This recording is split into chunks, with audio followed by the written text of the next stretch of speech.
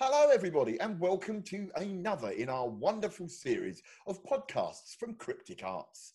I'm Mick Scarlett, and I've been introducing you to the team behind this year's pit party that's going to be CRIPtic Arts Showcase of disabled, deaf, and neurodivergent talent at the Barbican Theatre, in the Pit Theatre, in the Barbican, I should say, on November the 19th and 20th this year. It's getting really close. It's also going to be streamed live on the Barbican website as of November the 20th. So if you can't get down to London, you can still see what's going to be an amazing show. So today, what I'm going to do is introduce you to a new member of the team, the wonderful Lata Nobes. Hello, Lata, how are you? All right? Hi, yeah, good. Thank you, Mick. Thank you. Great. Now, what I normally do is I ask each person that comes on the podcast to introduce themselves and say a little bit about themselves, a kind of brief bio. So could you please tell us a little bit about yourself? Yeah, it's lovely to be here, Mick. My name's Lata. I'm a theatre maker, mainly a theatre director. Although I'm a multidisciplinary artist, I do some writing. I'm a musician as well. A bit about my identity as a human. I'm a mixed race British Indian woman, and I'm neurodivergent. So I'm very excited to be part of this showcase with CRIPtic.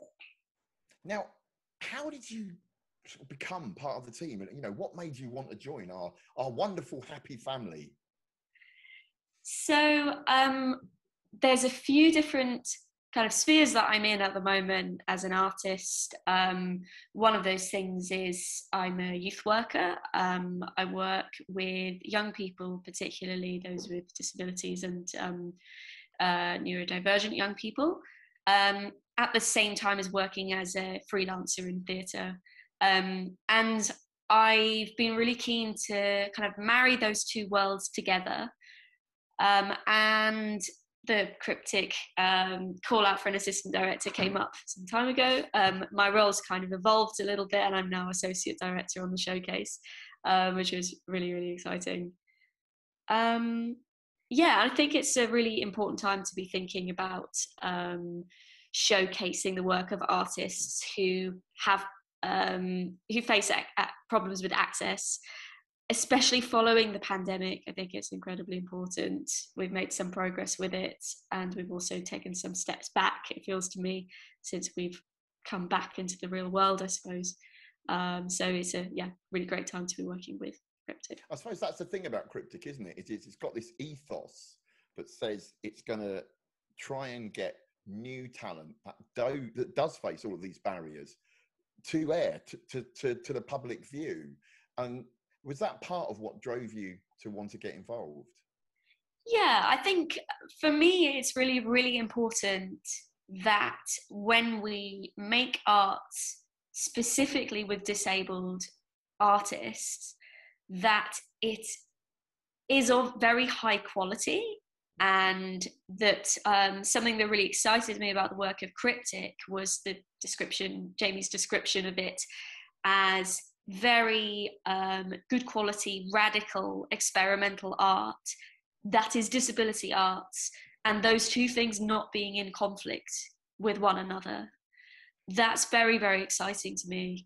I think that in my work, I've often found that organisations really separate the two things. They separate their work with access and their work with community and their work with artists, and those two things are kind of separate.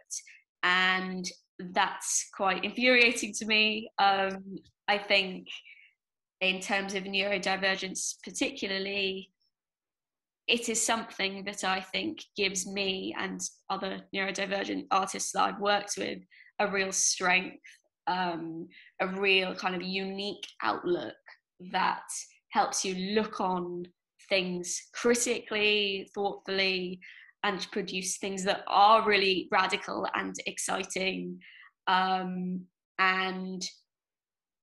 making change in all sorts of ways, in terms of disability and access, but also just society and all of its many absurdities. And there's definitely the show is definitely going to be exploring that from all different angles, isn't it? But we'll talk a little bit about the show in a bit. What I want to know first is, tell us a bit about your experience in the theatre. What have you done before? So I've made a lot of my own work. I've self-produced. So a lot of my work has a particular focus on music. So I don't tend to do musicals, or I've not yet done a musical, but I make plays that are about music or concern music or have the auditory at their core. So before I was a theatre maker, I was a musician, a classical musician originally, and that's kind of widened, and I'm now interested in all kinds of music. That also has got me very interested in the musicality of language and the way that people communicate. So the importance of silence and the rhythm of words and the sound of words. So I'm very interested in poetry and verse texts. And again, in terms of cryptic, I think it's a fascinating area in terms of who speaks, who doesn't speak, who is listened to, who is heard, how we communicate when we can't speak or to people that can't hear. So yeah, communication is really important to me, and I feel that that's very connected with my interest in music. Yes, it is one of the things that I love about the way that CRIPtic has been working with the artist is introducing them to the idea of inclusive creative practice. The idea that just because your impairment bars you from one means of communication, you might still have to consider that for those people that can have that ability to communicate in that way. But also, you have to introduce new ways for others who communicate differently. I love that. And I think it's one of the things that both you and Jamie have brought that I think is going to be something very special. Now, what made you think the arts, that's the career for me? Oh, that's a really good question, Nick. I think that maybe this is a bit of a pretentious thing to say, but I think it's true. Hey, it's an arts podcast. Come on. Yeah, let's be pretentious. I think I grew up an artist. I think that that's always who I was. As I said, somebody that I've always found I have an outsider's perspective. I look on things creatively and differently. I've always used music as an outlet to express, and writing, and also I've always been fascinated by other people's creativity, and facilitating that and working with people to just make interesting things and comment on the world that we live in. And I say comment on the world we live in, but also just making things that are beautiful or shocking or and I love the way that theatre, particularly, I think I discovered it as a teenager, really, the feeling of going into a theatre and having a communal experience with many people, and leaving and knowing that you've had some kind of similar experience to all of those other people, and that's empowering. Yeah. There is something very special about the fact that you know that while you're going to be seeing something that other people will see, or only the people that have seen it the night you've seen it have seen exactly what you see.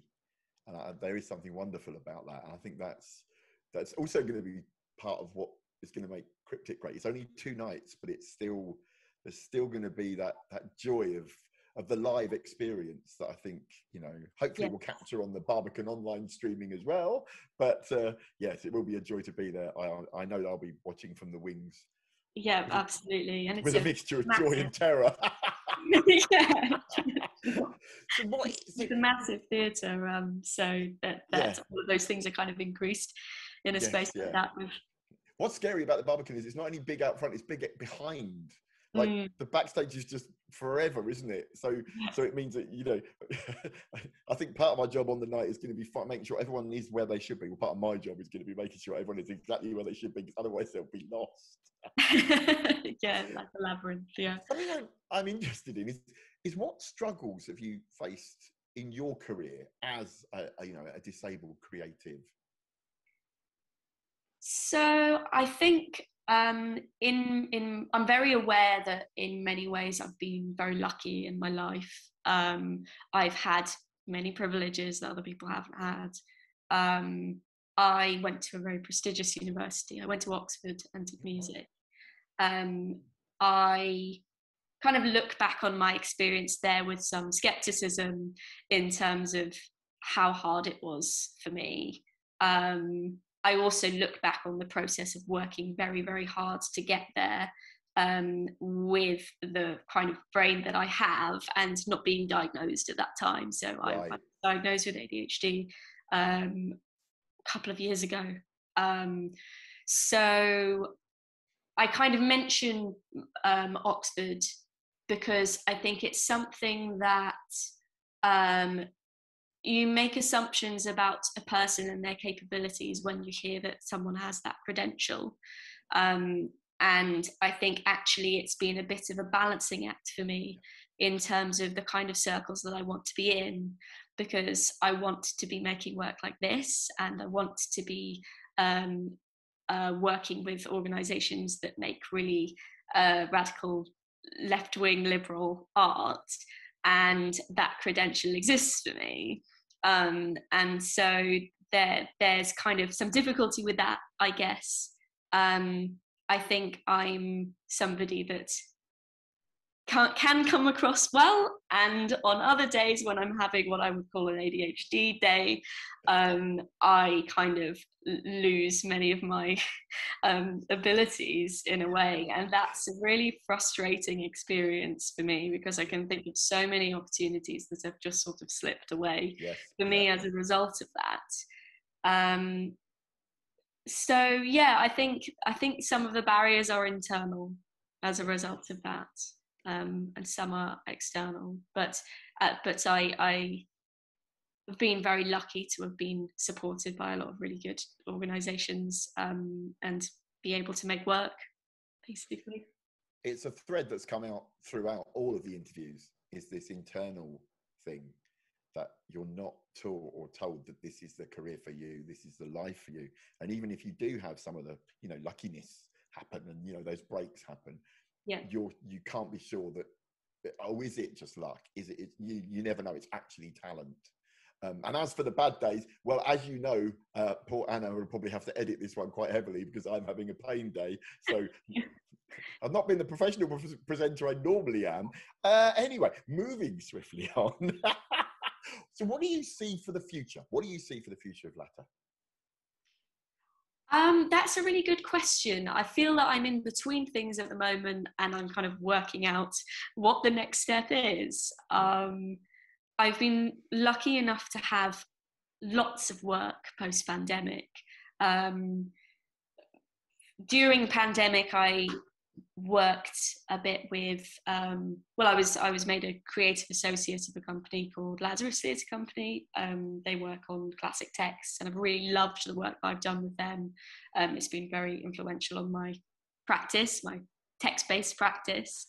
And when the pandemic, I was about to say when the pandemic ended, that would be nice. The pandemic one day. I then directed a play at the Greenhouse Theatre, which is a zero waste venue. That was during this summer, and that was really, really exciting work. That was genuinely, zero waste. So it's sustainable theatre practice that I got huge amounts out of.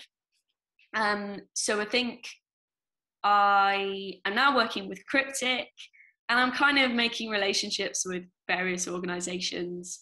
I just want to keep working. I want to be in a rehearsal room as much as I possibly can, because it's something that gives me energy, and it's what I'm here to be doing. So yeah, but it's hard work. It's hard work getting the work. Yes, yes. I suppose So that was a bit of an unfair question, really, because I know that my calendar is completely empty as of the end of CRIPtic. So, yeah, it and feels like a cliff edge in a way. yeah, I'm like looking at my diary. I've got the next 2 weeks of being in the rehearsal room for CRIPtic, and which I'm incredibly excited about. I've been yeah. looking forward to it for weeks. But then also this feeling of, oh, but it goes in 2 weeks, Mm-hmm. and then what happens? I have many ideas of things that I'd like to make and plays that I'd like to put on. So I guess watch this space, and hopefully I'll tell you about my exciting things that I've got coming up next year. So we're getting very close, as we said. So what can you give an insight into what people might expect? How's it going? How's it shaping up? How, it's a bit difficult, really. Really, I should have interviewed you on Monday or Tuesday once you've met everyone. But what, how do you? What are you most looking forward to when you get in that room? I think is the best question. I'm very excited to meet lots of different artists. I think that's something really great about this project. Is it's lots of different artists from different backgrounds, making different kinds of art, and then putting them on the same stage and bringing them together as a cohesive whole. It's a kind of, in some ways it's challenging because they're quite eclectic, and I think the process of putting it together is going to be really rewarding. And I'm looking forward, as I said, to being in a rehearsal room, because I think I'm very aware of what exciting places they are now after not having had them for such a long time. So that is one of the reasons why I'm absolutely itching to get started. It is going to be great fun because it is such an eclectic mix, isn't it? It's you couldn't say, oh, it's going to be this or that. It's going to be lots of wonderful stuff, and so I can't imagine what it was going to be like to be helping shape that, because every day is going to be really different with each act that you work with, isn't it? Yes, and so it's really important to get a sense of what everybody needs and wants from it, and also important that we build a situation of trust between us as creatives, and a feeling of team, and the feeling of wanting to be part of a whole thing rather than us as separate individuals and artists, which I think is something that CRIPtic is doing really well to create. So finally, what we're going to do now is I'm going to try and get you to sell to our wonderful audience the show so that they desperately want to come. So how would you sell it? What would your publicity bump be around CRIPtic? Oh gosh, this is hard. I know there's usually professionals that do this kind of thing, isn't it? Yeah. It's normally me, actually. Okay. So I think it is a show where there is a bit of everything. It's almost like a sort of tasting palette of a fusion of a whole load of foods from all over the world. You're going to go, you're going to see some really, I want to use the word eclectic again. I think I've already used it about 3 times. An eclectic range of different artists. There's going to be music, there's going to be short films, there's going to be spoken word. It's going to be challenging, so prepared to sit and be challenged and potentially have your buttons pushed a bit, which is something that I think overall is good, to have you thinking and questioning and potentially feeling things. I want people to feel things. So you might come, you might leave feeling angry or feeling empowered, or in a world where we switch off those things sometimes. So yeah, that's my sales pitch. Was that any good? That was very good. It was brilliant, Lata. Thank you so much. Well, there you go. That was Lata Nobes. I thank you so much for joining us. Don't forget, you can get the tickets online at the Barbican still for the 19th. That's a Friday night, and Saturday, that's the 20th. It will be available on the Barbican website. So if you can't make it, don't worry, you will still be able to see the joy that is CRIPtic. And with that, I'm Mick Scarlett. I'm saying thank you very much, and see you all again soon. And goodbye to Lata. Goodbye. Bye.